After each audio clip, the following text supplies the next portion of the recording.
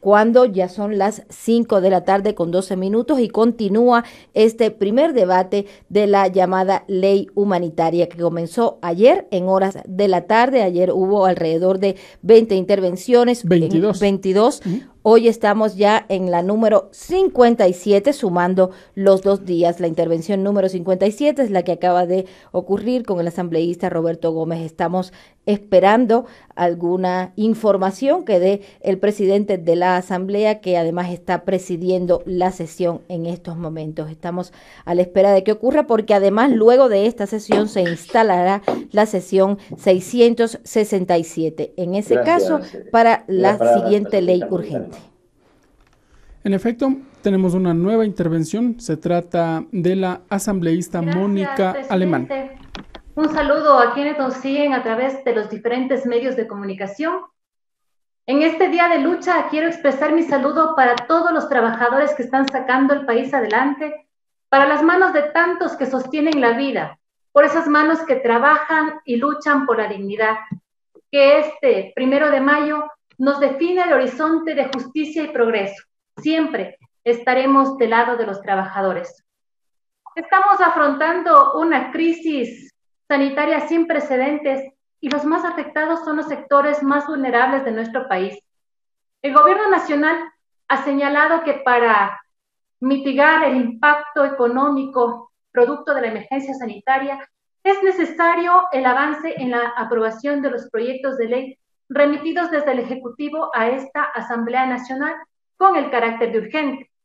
Más luego estaremos debatiendo en la siguiente sesión el proyecto de ley de ordenamiento de las finanzas públicas, proyecto que a todas luces no contiene medidas de carácter urgente y que la única urgencia que obedece es a la de cumplir con las exigencias del Fondo Monetario Internacional.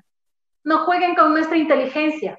No, cuando en esta Asamblea Nacional nos unimos todas las bancadas políticas a decirle al gobierno nacional que no se pague la deuda externa. Sin embargo, prefirieron hacerlo antes que equipar a nuestros médicos y al personal de primera línea de defensa para enfrentar el COVID-19.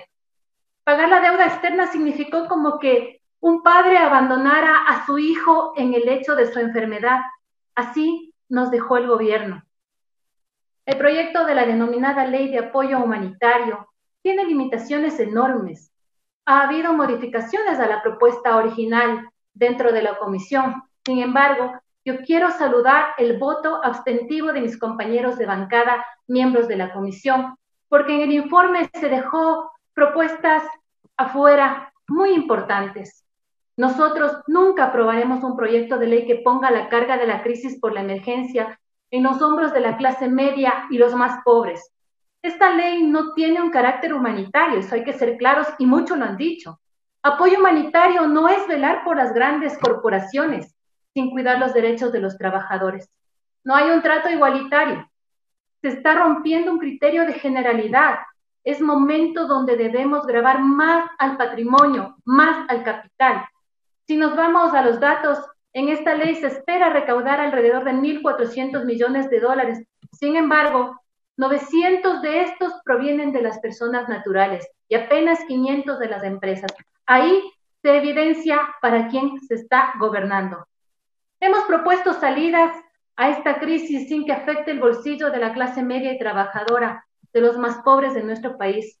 Días atrás hemos presentado algunos aportes a este proyecto de ley y quiero recoger algunos puntos importantes que solicito al presidente de la Comisión de Desarrollo Económica pueda acogerlos para el segundo debate.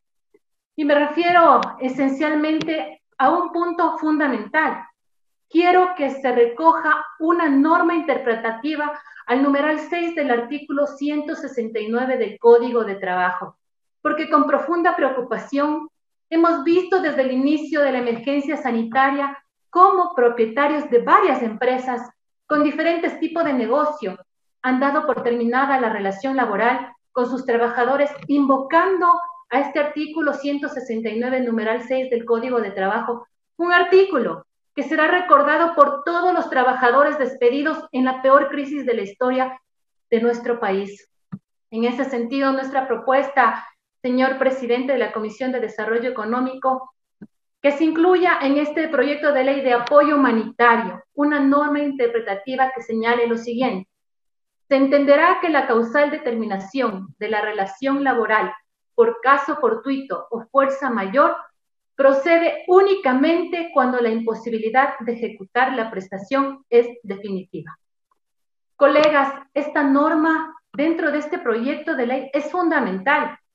Quienes han sido despedidos en su mayoría, al menos en el sector al que yo correspondo, al que yo me debo y represento, en el cantón Pedro Moncayo y en el cantón Cayambe, han despedido a personas que llevan en las empresas más de 20 años de servicio y también a mujeres en estado de gestación, periodo de lactancia y cuidado del menor. Quizá esta estabilidad les incomoda y por eso han sido despedidos.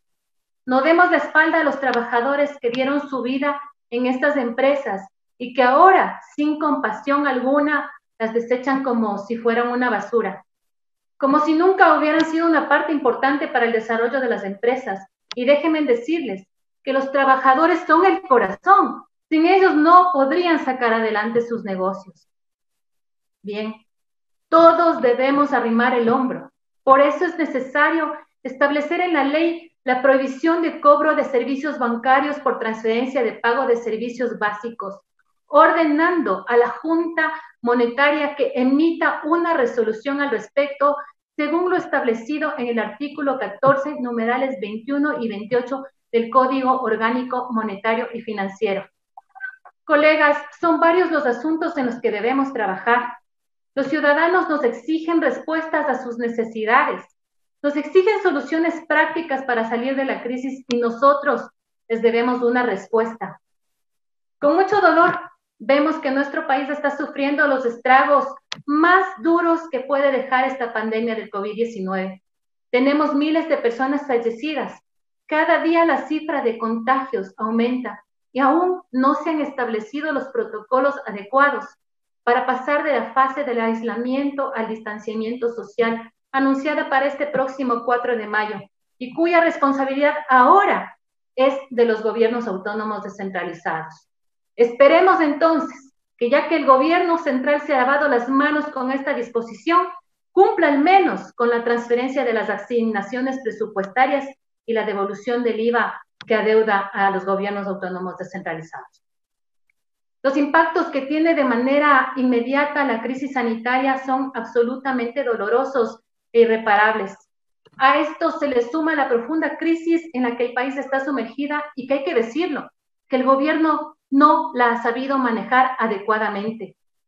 El más alto deber del Estado consiste en respetar y hacer respetar los derechos garantizados en la Constitución, y nosotros no podemos, bajo ninguna circunstancia, justificar la vulneración de los mismos. No cuenten con la bancada de la Revolución Ciudadana en sus pretensiones de mermar los derechos de las grandes mayorías con el fin de beneficiar a los grupos de poder. Nosotros nos debemos al pueblo y por el pueblo vamos a legislar. Por eso estamos siendo propositivos. Queremos dar una ley al país, una ley que valga la pena, una ley que responda a las necesidades de los más desprotegidos. Y por eso también, colegas asambleístas, a muchos les invito a despojarse de sus compromisos que les ha impedido votar a favor del pueblo por estos 3 años, quizá por miedo a ser perseguidos o miedo a perder los favores que han recibido a cambio de un voto.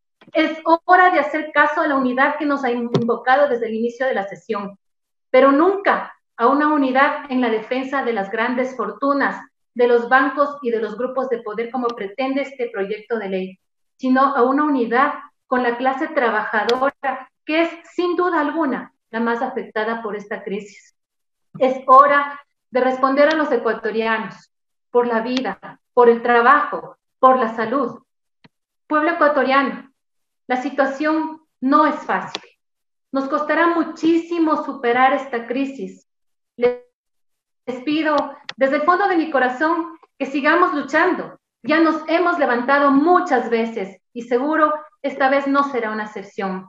Que el dolor de esta dura época se transforme en el motor que cambie vidas. Hoy, más que nunca, fuerza, compatriotas. Gracias, presidente. En el uso de la palabra, la asambleísta Mónica